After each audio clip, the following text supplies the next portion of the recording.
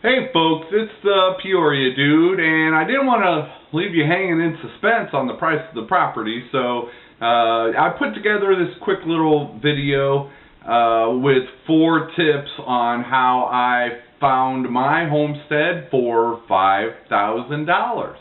And the closest guesses were Minnie Stedding and Gary Conter.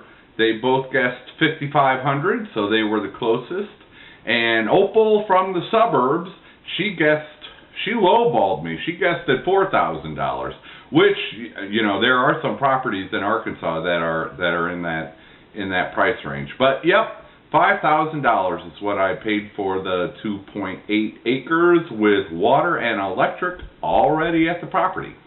I found the property on Craigslist, and the original listing price was $8,500.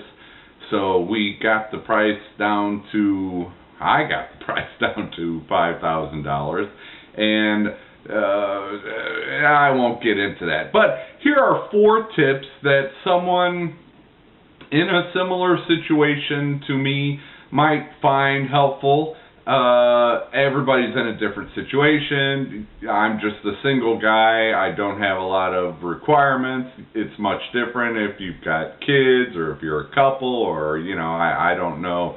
I don't know everybody's situation. But if you're in a situation like mine, you're shopping for homesteading, well, I've got 4 tips for you. And my first tip is to shop every day. And just do it. Set aside 10 minutes, 20 minutes, 5 minutes, whatever you can handle, and shop every day. And the 2 places that I did my shopping was Craigslist, and that's where I found the property, was on Craigslist. And the other place I shopped was landwatch.com. And I'm going to pause here. We're going to go to some screenshots, and I'll show you some tricks that I used while searching. If you aren't familiar with Craigslist, I suggest you start playing around with the website. It's a really good classifieds website. Here you can see real estate for sale between those 2 little red arrows, and that's where you start. That will pull up a search of all the real estate that is listed.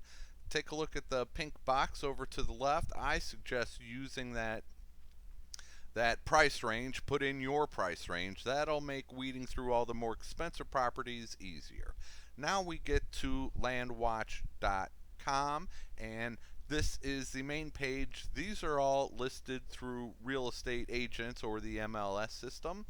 And use that search box. Put in the state, put in your region, put in your acreage requirements, your price range. That will make sorting through all of the properties listed that much easier for you. And then when the search comes up, one trick I would use is I sort it from the price low to high. So I'm looking at the lower priced properties that I'm interested in first. Good luck out there.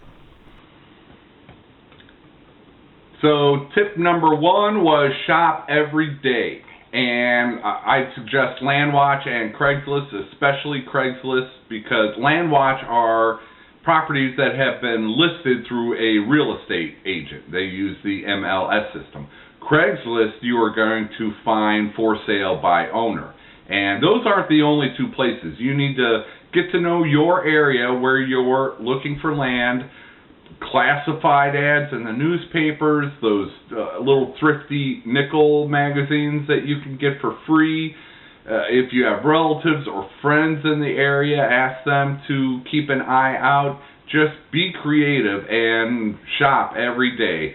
Try to get to know that market, know what land is going for, know what the restrictions are that are common in the area. You can only find those at the county level. That's one of the most common questions I see for people shopping for homesteads is, how do I find out if I can put a tiny house on there or have animals? And you have to go to the county level and call the county offices, find out what their building codes are, their restrictions, and so that would be that would be my advice to you.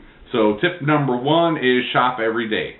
Tip number 2 for me was to lower my expectations. Lowered expectations. I dreamt of, 10 acres of lush pasture and a nice garden and, I had the dream of a forever homestead. And this homestead, it might be forever, but it might not be. So it's a starting point for me in any event. But I lowered my expectations for the amount of land that I wanted to start off with. I lowered my expectations of, the living conditions. I lowered my expectations of of what the land was. This was all forest, and that was not something that I was considering. One thing, flat land, that was important to me. I did not want to be on the side of a mountain or the side of a hill. That would make things that much harder. So, if you need to get started in homesteading, just, lower your expectations. So that would be tip number 2. Tip number 3 is to be prepared. Like the Boy Scout motto. I was in Boy Scouts, but be prepared to pounce on an opportunity when it becomes available. And when I mean pounce, I mean pounce. That property that came available that I just bought, it had been on Craigslist for 4 hours when I first saw the ad. And if it is a deal that is too good to be true, it's going to be gone very quickly. So be prepared to pounce. However you can do that. For me, that meant, having the funds available or the resources available to do something when the right property came available. And this surprised me. I had no clue I would be finding something this fast. I was thinking, maybe next year, who knows? But you just need to be prepared to pounce. So save your pennies, cut your expenses. Don't go out to eat all the time. Make your own meals. Do whatever you can to save those pennies so that when that property does become available that is in your price range or something that you're looking at, you really need to be prepared to pounce. So that is tip number 3, is be prepared. Tip number 4 is get creative. And be creative when you are looking at the property. Look at the potential. Like my property has junk, it has old sheds, it has that one old building that's just, who knows what that was. But also with those sheds, yeah, they look ugly, but what is the potential for those? Can you reuse the wood? Can you reuse the metal? Will that be helpful for building your homestead? And sure, we'd all like just a clean, perfect, empty lot to get started, but sometimes having some debris on the property and some old sheds and even an old mobile home. I might not be living in that mobile home, but get creative. Look at other uses of that mobile home. It has electricity and it has water. So I'm thinking with the water, well, hey, there's a chicken processing station that could be indoors. With the electricity, it could be a little workshop to keep tools.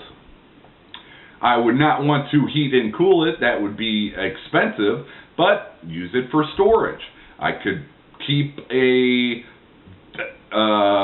deep freezer in there. That would be a little less efficient because of the heat in the summer to run that freezer, but the electric is in there, so that could be storage.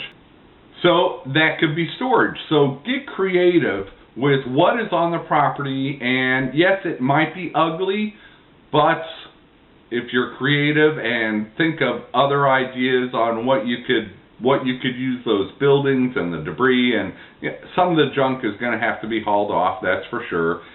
But a lot of that will be useful for building a homestead. I am hoping.